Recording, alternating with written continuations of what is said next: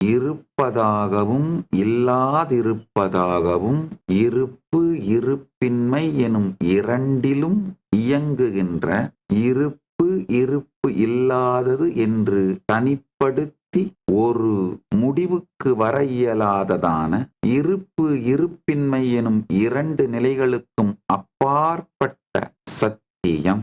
அதை புரிந்து கொண்டால் நீங்கள் பரம்பொருளின் மகாகால பைரவ பரிமாணத்தை வெளிப்படுத்துவீர்கள். ஆழ்ந்து கேளுங்கள்.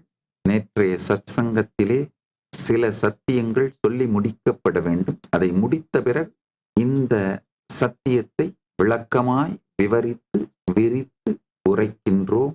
நேற்று உயிர் மின் சக்தி பயோ எலக்ட்ரிசிட்டி பற்றி ஆழமாக சில சத்தியங்களை பார்த்தோம்.